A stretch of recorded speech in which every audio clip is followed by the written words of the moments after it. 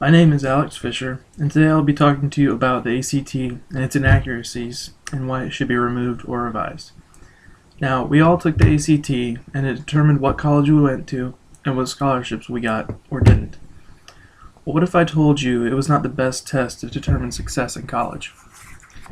During my research, I read things that the ACT made me worried for, and I got these research from these credible websites, as you can see on the PowerPoint. There are many errors in the ACT, like the time it is taken, the inaccuracy of its results, and the lack of creativity and problem solving testing questions on it. First, we should look at the inaccuracy of the ACT and its results. This information comes from the ACT data from fairtest.org. According to the ACT, the margin of error for the individual tests are as follows, as you can see on the PowerPoint: 1.55 for English, 1.43 for math, 2.2 for reading, 1.75 for science. Now this means that on the test you could make a 20, a 21, or a 19. Let's say your true score was a 20, but the margin of error caused you to make a 19, or it caused you to make a 21. It could benefit you, but mostly it's going to hurt you out of all four tests. How could that have affected you if your score had been different? It could have affected your school you went to, the scholarships and programs you could have entered. Now, the second main flaw in the ACT is that it's too early in the morning. Now, I know this sounds like a teenager who is complaining about having to get up too early on a Saturday to take a test, but there's actually some facts and some truths behind it. According to Jane Gumbiner's article in PsychologyToday.com, teen circadian rhythms are not in sync with school schedules, especially not the ACT schedule. Now, a circadian rhythm is every person's time they feel sleepy, go to sleep, and wake up. Now, it differs from age. If you're a toddler, you're going to have a different circadian rhythm than if you're an adolescent, teen, or a full-grown adult, or an elderly person.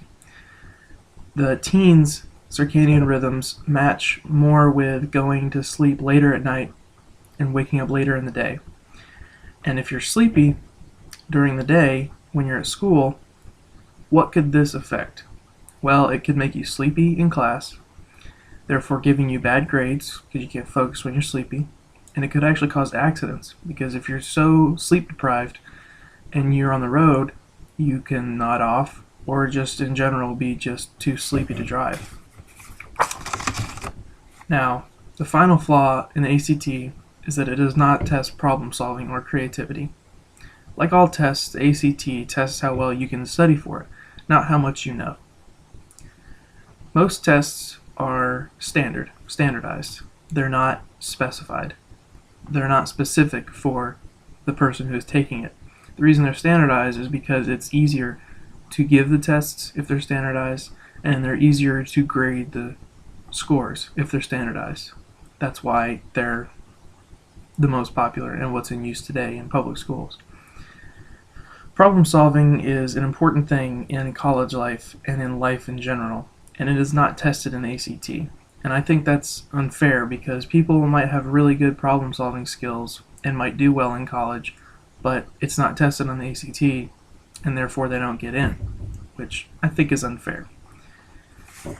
And the final point is, out of all the inaccuracies of the ACT and all the other errors that it has, I think it should be reformed, and all standardized tests to get into college should be reformed. It's the biggest, most important test of a young person's life, and it seems unfair that we're not given all that we can to succeed in the test.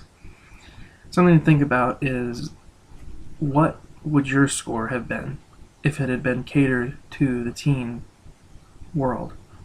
Would you be at a different college? Would you have a better scholarship? Would you be in a better program? Thank you.